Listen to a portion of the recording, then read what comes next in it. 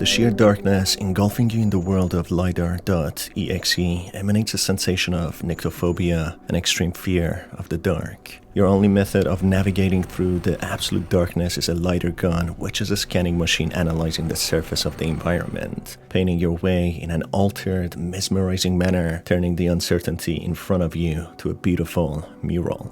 Slowly, the uncertainty of unknown and the fear that burrows its way into the limitless imagination turns into a marvelous combination of dots shaping the environment in a way that one couldn't think would be possible. This once-in-a-lifetime experience, however, takes a complete different turn very quickly, capturing a silent entity being present, who has been there all along, observing the hero of the story without uttering much of a word.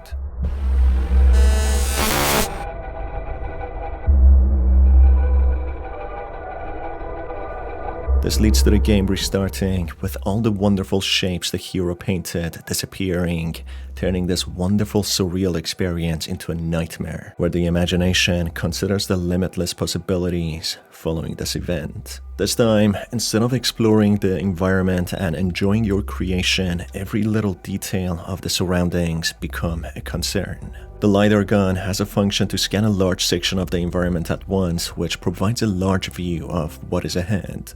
But the downside is that it takes a considerable amount of time to do that. On the other hand, the other function allows the hero of the story to scan very quickly, with the disadvantage of only being able to reveal a small section of the environment. This tension of being all alone in an unknown realm, completely blindfolded with just a scanning machine, creates the feeling of being in deep open water, uncertain to what lies below, whether a monstrous unknown species ready to swallow the swimmer whole, or just vast emptiness, letting the swimmer's imagination do the worst.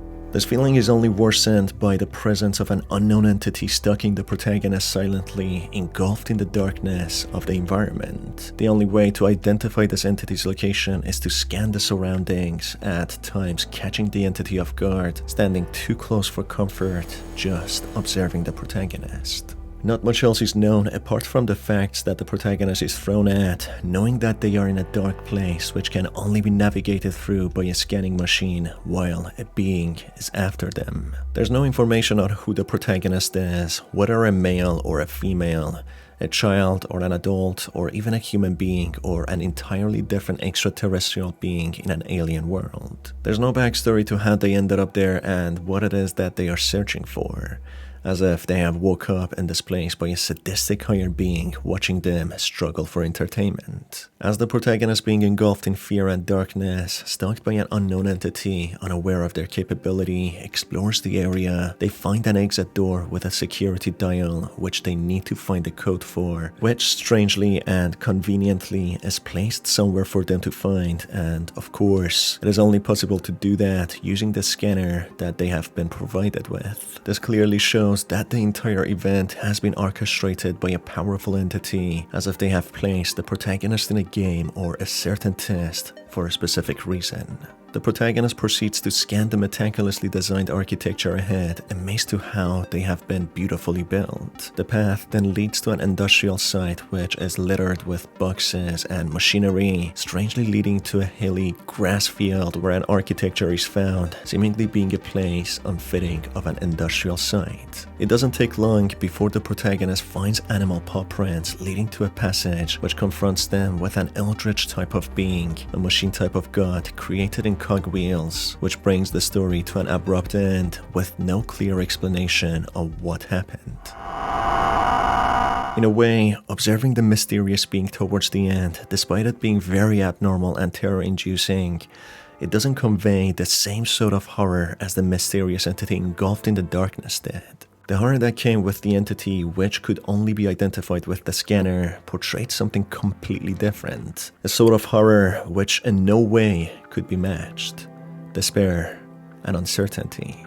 The mind of a human being is the strongest thing which can whether cause destruction, tranquility and peace, beauty and art, or in this scenario, horror beyond anything that exists. You see, fear is an abstract idea.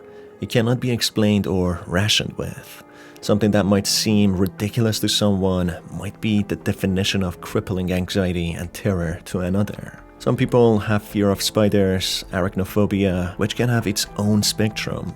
Some on the higher range could feel shivers running down their spine by just hearing the word spider. Some might be scared by images, and some just by the thought of presence of spiders somewhere. Why is it that some people have those fears and some others don't? What is it that differentiates between them? Well, fear is an abstract idea. An unpleasant emotion caused by the threat of danger, pain, harm, or other unpleasant things you could think of. What kind of pain, danger, or harm a small house spider with no poison or biting ability could do to someone with such fear? The answer is probably none.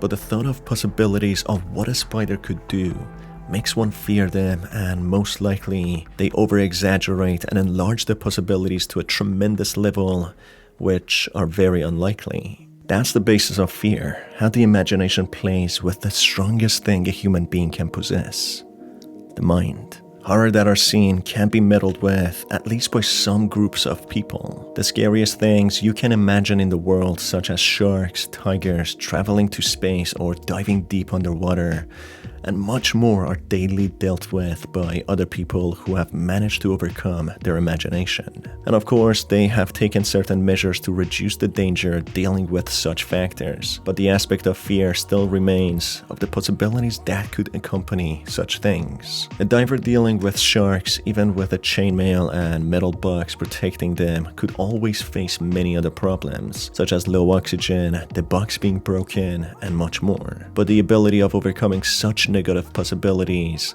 allows one to function normally and calmly. These fears in some way can be overcome by taking adequate measures in protecting one dealing with such dangerous factors.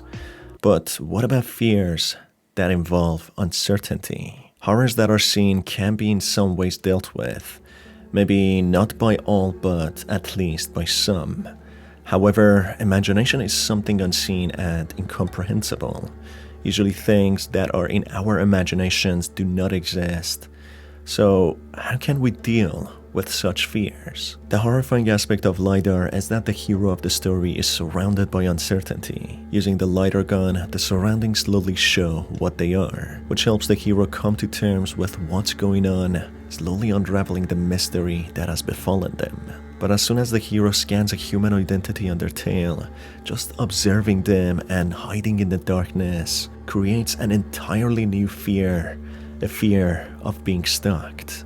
Apart from fear of darkness, nyctophobia, and fear of uncertainty, the hero has to deal with a stalker which they do not know what they could be capable of.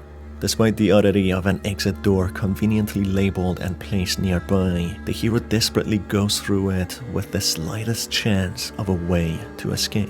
Yet again, the power of imagination comes to play, of how easy it is for mind to be manipulated. When placed in a situation of uncertainty with the slightest chance of being harmed, the mind tries to find the smallest sliver of hope to pursue it. The door labeled as the exit door manipulated the hero, paving a path of possible redemption in the vast darkness of uncertainty. An uncertainty that is blended with being stalked and the limitless possibilities coming with that. It is reported that 1 in 6 women and 1 in every 19 men are at least stalked once in their lifetime, which reveals the crippling fear that comes with that. Despite how harmless a stalker might think his or her actions may be, the victim who has to go through this experience will never be the same person again. It will be probably something traumatizing enough that will stick with them forever, changing the way they perceive life and introduce changes into their own lifestyle, being more cautious and scared. The victims who go through this experience will see themselves shrouded in darkness, surrounded by the unpleasant feeling of threat, of harm or danger, drowned in a sense of despair, a sense of uncertainty embedded in their minds. If you feel like being stalked or have ever been, don't be afraid to share your experience with close friends and people who won't judge you, regardless to your gender or sex identity.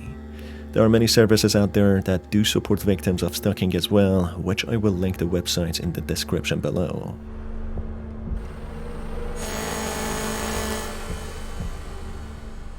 If you enjoyed this video, stay tuned for more by hitting on the subscribe button and the notification bell. You can also follow me on Twitter and Reddit for video discussions and to get in touch with me.